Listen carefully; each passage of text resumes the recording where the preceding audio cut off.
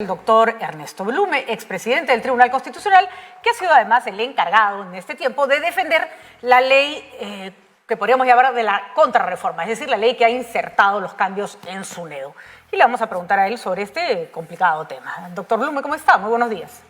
Buenos días, muy grato estar en su programa.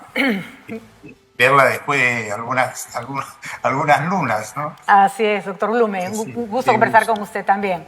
Igualmente. Preocupante lo que está ocurriendo, doctor Blume, hay que decirlo, creo que no vamos a coincidir, pero sí se siente que el Congreso y el Tribunal Constitucional están en una suerte como de, actuar en consonancia uno con el otro. Y yo particularmente le cuento que nunca había sentido tanta desprotección de parte de las instituciones del Estado y sentir que si el Congreso toma medidas que nos afectan, no va a haber quien nos defienda. ¿Por qué hemos llegado a este punto? Por una ley que además retrocede sobre ciertas cosas que se habían avanzado en calidad educativa. Bueno, vamos por partes, como a veces dicen algunos profesores.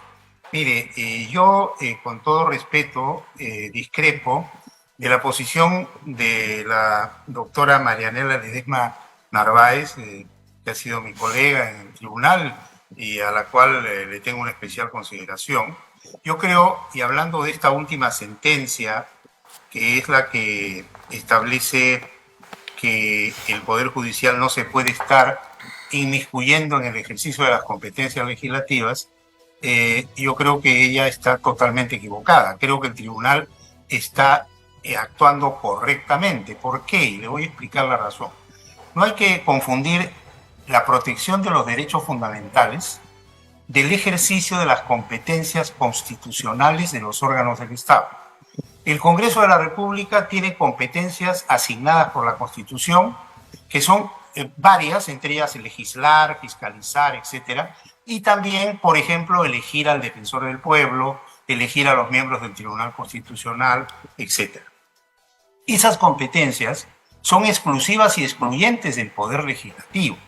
Y esas competencias no son objeto de amparo, porque el amparo protege a la persona cuando ésta a título individual ha sido amenazada o violada en un derecho fundamental. Es decir, una persona que en su caso concreto recibe una amenaza, una afectación a su derecho, puede plantear un amparo.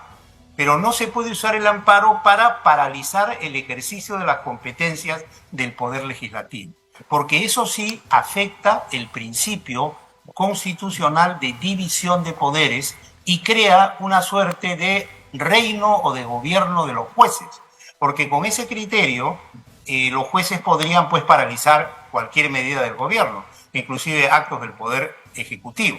O sea, no, la lógica no es esa. Cuando se dice que en el Estado constitucional no hay territorio liberado de control, es cierto, pero de control cuando se afectan derechos fundamentales a título individual. O sea, tiene que haber una afectación subjetiva. A ver, doctor Blume, me gustaría hacerle un par de preguntas para ver si le estoy entendiendo. Usted recordará que me gusta mucho el derecho, pero no soy abogada como la mayoría de nuestros oyentes y necesitamos algunas precisiones. A ver, usted nos ha dicho que... exploradora en los territorios del derecho. Usted es una exploradora. Así es, una curiosa. Así que entro siempre con humildad, pero hay varias cosas que no me cuadran como ciudadana. A ver, usted nos ha dicho que no se puede limitar las decisiones del Congreso que son parte de sus funciones, ¿no es cierto? Eso es lo que entendí. De sus competencias. Exacto, de su ejercicio de sus competencias. Sin embargo, no es un ejercicio de sus competencias elegir a una persona como el defensor del pueblo, que tiene que ser absolutamente independiente de las garantías necesarias. Y al elegirlo de determinada manera, que algún ciudadano, déjame terminar un ratito, que algún ciudadano puede considerar que está haciéndose mal y está pidiendo un amparo, es porque esa elección va a afectarlo individualmente a él, a usted, a mí. O sea, que nos presentemos como colectivo no quiere decir que no vamos a ser afectados en nuestra individualidad. Entonces yo pregunto, si es que justamente hay una duda sobre cómo está trabajando el Congreso, el amparo lo que hace es, ok, un ratito, paremos ahí, vamos a mirar, pero de ninguna manera se puede decir, no hay amparo, vete con tu queja por donde mejor te parezca, ¿no? Bueno, muy inteligente su exploración académica, pero le digo lo siguiente. Primero, al Congreso le compete elegir al defensor del pueblo. Es su competencia. Segundo, si alguien cuestiona la elección del defensor del pueblo, tendría que ser una persona afectada a título individual. No puede ser un cuestionamiento en genérico. No puede hacerse un cuestionamiento en genérico. No se puede decir, a esta elección va a afectar probablemente por tal razón, etcétera. Entonces yo pido a un juez que me paralice el concurso o el proceso de elección del defensor del pueblo. Porque con ese criterio usted paraliza cualquier acto del gobierno. Bueno, doctor Blume, pero lo que usted me está diciendo es algo muy sencillo. Entonces yo mañana voy, presento mi queja y presento mi acción de amparo y entonces sí me la tendrían que aceptar. En la medida en que usted demuestre que a Patricia del Río, esa decisión del Congreso la está lesionando o amenazando en un derecho fundamental suyo. No es en genérico. Y eso lo ha establecido. Pero a ver, por ejemplo, me parece que ahorita vamos y y usted... O sea, es una cosa sutil, pero hay que entenderla, porque lo otro, admitir la tesis lata, absoluta, de decir, bueno, en cualquier caso puedo plantear, o sea, que significa que el Poder Judicial es el que gobierna en este país y puede paralizar actos del presidente, actos de la Contraloría, actos del Jurado Nacional, cualquier acto. Recordemos que no es primera vez que se ponen acciones de amparo contra decisiones que toma el Congreso y el Tribunal Constitucional, y el Poder Judicial las ha solventado sin que el Tribunal Constitucional dijera nada al respecto, porque estaba bien, digamos, ¿no es cierto? Porque no pasaba nada. O sea, Al García, si no hubiera presentado una acción de amparo con respecto de cómo llevaban su investigación en la megacomisión del gobierno de Humala, pues hubiera probablemente tenido que bancar toda esa investigación, ¿no? Patricia, habría que ver caso por caso y cuál fue la composición del tribunal, porque no se olvide usted que el tribunal es un colegiado de personas que va cambiando con el tiempo, se van renovando, y a veces hay un colegiado que tiene un criterio y otro que tiene otro criterio. Yo estuve 8 años en un colegiado en el cual el criterio era distinto y yo era una voz discrepante. Siempre fui un llanero solitario en ese colegiado. Pero ¿sabe qué pasa, doctor Blume? Que ahí sí me asusto, porque yo no soy una persona versada en derecho, pero conozco la Constitución. Y me parece que, salvo determinados casos, es más o menos claro, y por eso existe un Tribunal Constitucional, o por lo menos tenemos que saber que ese Tribunal Constitucional reúne distintas perspectivas para tomar una decisión. ¿No es cierto? Y por eso usted estaba en minoría, pero no me va a decir que se sentía presionado, ajochado o empujado. Y muchas veces en el tribunal donde usted estuvo, ganaba una parte y a veces ganaba la otra. Pero había una discusión amplia. Hoy día, sí, claro, este Tribunal Constitucional, elegido por este Congreso, cuando se presentó además también una acción que pedía que no se eligiera como se estaba eligiendo porque no garantizaba la pluralidad, está votando unánimemente por decisiones absolutamente cuestionables, doctor Blume. Entonces usted lo que me está diciendo es, hoy día el tribunal decide de acuerdo a los que están sentados ahí, no de acuerdo a lo que dice la Constitución. A ver, vayamos paso a paso. A ver. Mire, un tribunal puede en algunos casos hacer unanimidad o puede discrepar y hacer una votación por mayoría.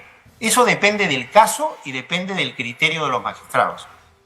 Por ejemplo, en el caso que estamos hablando, que es el proceso competencial promovido por el Poder Legislativo contra el Poder Judicial, no ha habido unanimidad. No ha habido unanimidad. Han sido 5 votos a favor de la demanda contra 1 voto. No sabemos. Ok, no ha habido. Sí, está bien.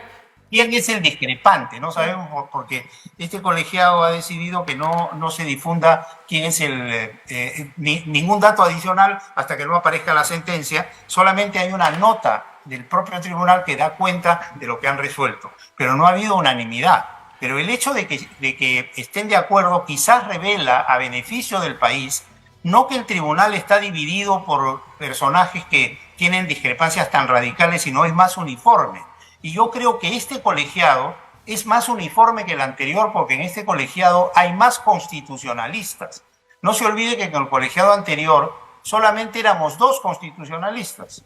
el doctor Espinosa Saldaña y quien habla. Bueno, pero le recuerdo, doctor Blume, que hay muchos constitucionalistas. No eran constitucionalistas. Ya, le cuento que hay muchos constitucionalistas ahora muy serios y muy importantes que no están de acuerdo con las decisiones del TC. Así que ser constitucionalista no quiere decir que se va a estar de acuerdo con lo que este TC decide. Así que ese es un argumento un poquito falaz. Pero, a ver, le tengo otra pregunta. No, pero perdón, es que cuando usted ejerce el cargo de magistrada, es muy importante que usted tenga un conocimiento bien detallado y especial sobre la materia. Por lo menos que haya una mayoría de constitucionalistas, no digo todos. Pero en el pleno anterior, la doctora Ledesma había sido jueza supernumeraria, el doctor Miranda, juez civil, el doctor Sardón era doctor en economía y venía del mundo académico, el doctor Ramos era historiador del derecho. Bueno, porque la composición así lo... Teníamos dos constitucionalistas, el doctor Espinosa Saldaña y yo, y normalmente nosotros nos ubicábamos en las antípodas, porque la posición del doctor Espinosa era muy alejada de la mía. O sea, éramos dos constitucionalistas que estábamos en dos líneas interpretativas distintas. Yo insisto, doctor Blume, en que eso no hace mejor a este Tribunal Constitucional. Primero, porque si la ley prevé que no sean todos constitucionalistas, por algo será. Y segundo, porque además hay mucho constitucionalista que si hoy estuviera sentado en ese TC no hubiera votado como este grupo. Habría que ver, mire, hay un grupo de constitucionalistas muy sólidos y luego hay un grupo de jóvenes constitucionalistas que están en proceso de formación y luego hay otros pseudo constitucionalistas, porque ahora muchos abogados aparecen en la televisión y dicen que son constitucionalistas, o por lo menos le ponen el letrerito o el aviso de constitucionalistas y de constitucionalistas no tienen nada. A ver, doctor Blume, pero vamos a ver. Eso hay que verlo, pero si usted, por ejemplo, va a la línea de los constitucionalistas de mayor trayectoria en el país, que son los que tienen más experiencia, normalmente la posición de ellos es una posición más uniforme versus posiciones antagónicas de algunos nuevos constitucionalistas. Pero vayamos, la experiencia tiene un peso, ¿no? Coincidamos con eso. Vamos, ¿no? nadie lo negaría, nadie lo negaría. El recorrido tiene un peso, ¿no? El haber conocido más, el haber estudiado más, el haber vivido más tiene un peso. A veces hay más compromisos también, doctor Blume, pero no estoy diciendo nada que no se sepa. Ahora, mi trayectoria uno las conoce y sabe cuándo han dicho que sí, cuándo han dicho que no, y cuándo se han dejado presionar y cuándo no. De acuerdo. Ahora, le pregunto, usted ha sido el encargado de ser el vocero de la ley de la contrarreforma universitaria.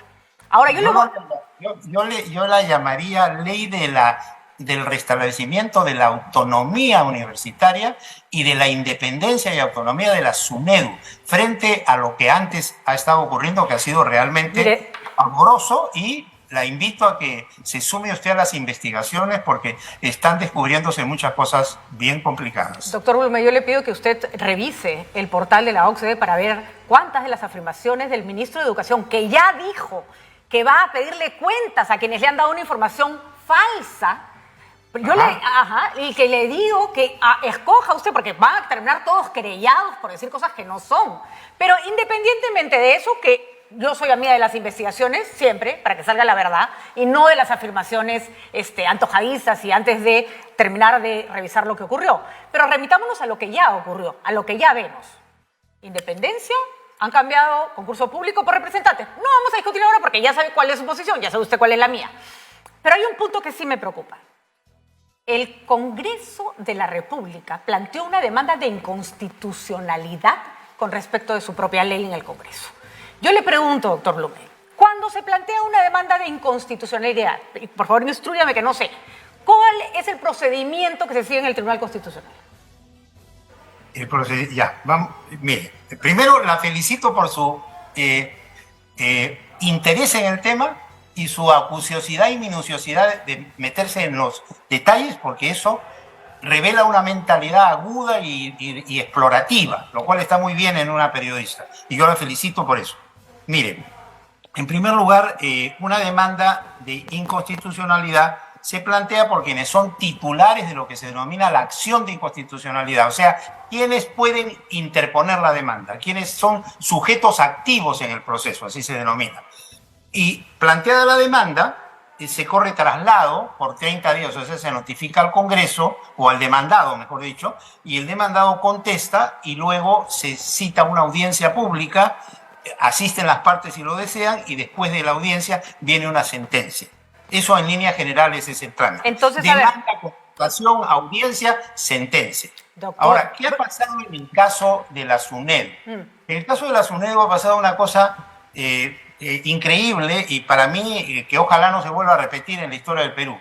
Cuando se dicta la ley 31.520, que es publicada en el Diario Oficial del Peruano, y que de acuerdo al artículo 109 de la Constitución rige desde el día siguiente de su publicación. Es decir, se publicó el 21 de julio del año 2022, esa ley rigió desde el 22 de julio del año 2022.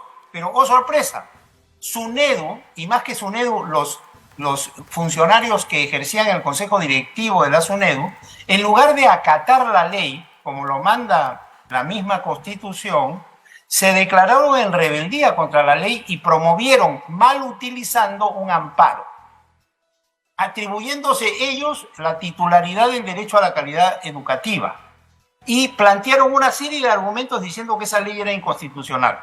Entonces, un grupo de congresistas, frente a esa demanda de amparo, que curiosamente fue respondida en tiempo récord y obtuvieron una medida de ejecución anticipada que le decía al Congreso: paralice usted la ley, cuando el Congreso no puede paralizar una ley que ya aprobó y que ya publicó. Entonces, este grupo de congresistas lo que hizo fue recogió los argumentos de la SUNEDU, porque la SUNEDU decía que la ley era inconstitucional, y plantearon una demanda al Tribunal Constitucional y le dijeron al tribunal: la SUNEDU está diciendo que la ley es inconstitucional, la ley que nosotros hemos aprobado. Usted, Tribunal Constitucional, díganos si esos argumentos son ciertos o no son ciertos, tienen peso o no tienen peso, y se admitió a trámite la demanda de inconstitucionalidad planteada contra esa ley 31.520 por un... Ahora, doctor... El tribunal, pero esto es importantísimo, el tribunal, después de escuchar a las partes, y fue también un representante de la SUNEDU, determinó claramente, en forma indubitable, por una mayoría casi absoluta, porque solo un voto hubo en contra, la ley 31.520 era una ley constitucional, nos guste o no. Entonces, cuando seguimos diciendo que esa ley es inconstitucional y hablamos con ligereza, y lo digo con todo respeto, que es una ley de la contrarreforma, estamos incurriendo para mí en una afirmación que no se condice con la realidad. Doctor Blume, si usted cree que la reforma era mala, hablar de contrarreforma, si usted cree que la reforma era mala, hablar de contrarreforma no tiene nada de malo, a menos que usted crea que la reforma era buena y entonces se sienta incómodo con el término, pero eso ya será un problema suyo. Yo creo que esta última ley es una ley muy buena, ahora, que evita los excesos y abusos de una SUNEDU maniatada al poder político y maniatada al poder ejecutivo. Ahora, doctor Rubén, permítame hacerle las preguntas que ya dejó clara su posición y además le hemos escuchado. A ver, tengo un montón de preguntas. No las voy a poder hacer todas, pero a ver, tengo varias. Bueno, podemos hacer varias entrevistas, ¿eh? Yo también podemos hacer una recatafila de entrevistas. A ver, usted me dice que lo que estuvo pésimo es que no se convocara a elecciones. Bueno, yo le recuerdo que las acciones de amparo normalmente requieren una respuesta rápida justamente porque son acciones de amparo, así que no tiene nada de malo que el Poder Judicial la haya resolvido rápido. Que ante una acción de amparo, tranquilamente, y mientras eso estaba vigente... Viene mi pregunta. ¿Sí? No, pero en esto que me acaba de decir, quería hacer una pequeña acotación. Usted dice, actuó rápido el juez, y lo cual está muy bien, pero cuando apeló el Congreso y fue a la sala de la Corte señaló fecha para la vista dentro de 10 meses. O sea, el juez apuró para tratar de evitar que la ley entrara en acción, y cuando se trata de que se revise lo que hizo el juez, esa Corte Superior señaló plazo en 10 meses. Ahora, a ver, o sea, si por cada... Una liebre en primera instancia a favor de la SUNEDU y una tortuga en segunda instancia a favor de la SUNEDU. Doctor Blume, lo hemos visto hasta el cansancio. Lo hemos visto hasta el cansancio y nadie parecía arañarse antes. Ahora, no está bien. Pero ¿sabe qué cosa está peor? Que el Congreso de la República demande su propia inconstitucionalidad de la ley. Es decir, ellos aprueban una ley, van al Tribunal Constitucional... No es un Congreso, es un grupo de congresistas. Que habían apoyado la ley, doctor Blume, y que no tenían ningún interés ningún interés en que la ley fuera declarada inconstitucional. Y dígame usted si no es una perversidad que quienes quieren perder una causa en el Tribunal Constitucional sean los que los tienen que sustentar. Doctor Blume, eso no tiene ningún sentido, ningún sentido. El Tribunal Constitucional tendría que haberle dicho, mire señores, ustedes aprobaron esto, ustedes no me pueden venir a mí a pedir que lo declaren constitucional, porque cuando lo tengan que fundamentar van a decir cualquier tontera para que yo finalmente tome una decisión equivocada. Patricia, con todo respeto y toda consideración hacia usted, yo creo que es al revés.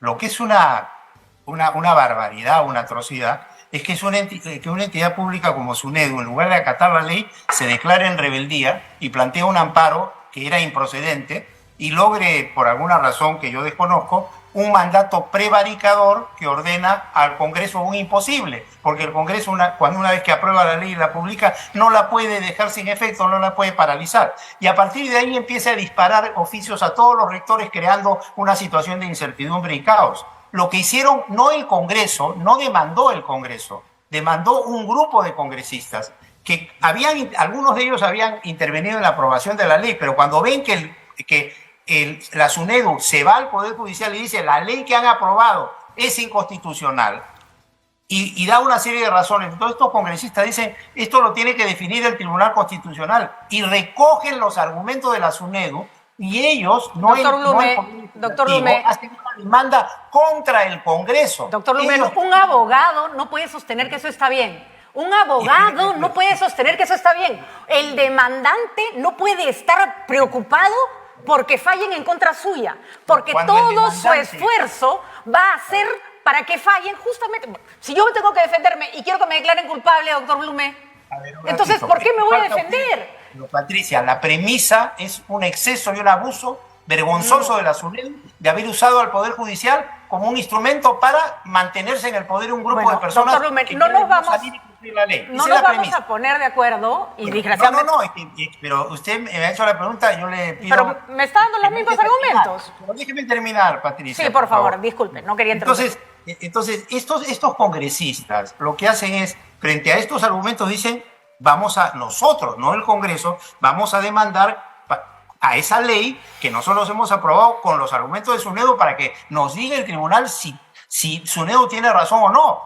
Y para mí hicieron bien porque permitió que el tribunal revisara la ley y hoy hemos aclarado cualquier duda, porque hoy ya nadie puede decir que esa ley no es constitucional. Doctor Blume, yo solo sé, en mi ignorancia de ciudadana que no sabe derecho, que una acción de amparo es un derecho que cualquier ciudadano puede pedir y que el Poder Judicial decidirá si lo toma o no lo toma.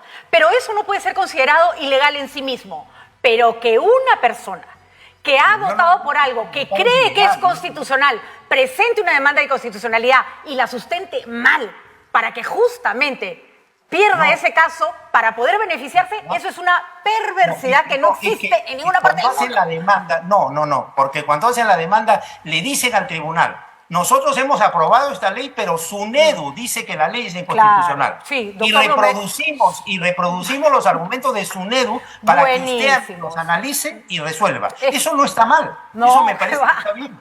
Eso hubiera sido rechazado por cualquiera con dos dedos de frente, pero no. Tenemos un tribunal constitucional donde 5 votan igual y hay un héroe, que algún día sabremos cuál es, que mantiene por lo menos una posición discrepante. De todas maneras, Patricia, doctor Blume, le agradezco, de verdad. Yo respeto mucho, pero creo que usted en ese punto está radicalmente equivocada. Lo cierto es que mi equivocación no le va a costar la calidad educativa a millones de peruanos. La de ustedes sí. Va a mejorar. No va a mejorar, doctor Blume. Es una vergüenza. Esa SUNEDU que han elegido es una vergüenza. Y usted lo sabe. Y ese superintendente hoy no le llega ni a los talones al que escogieron por concurso público. Así que lo siento mucho. Yo diría, no crucemos el puente antes de llegar ahí. No, ya se cayó, doctor Blume. El puente se desplomó. Bueno, vamos a ver. De todas maneras, le agradezco mucho haber estado en el programa. Ya la discrepancia es importante. Sobre todo la discrepancia alturada y respetuosa, que es lo más importante. Así es. La pasión nunca está de más. Gracias por haber estado con nosotros. Que tenga usted un buen día. Gracias. Buenos días. Hasta pronto.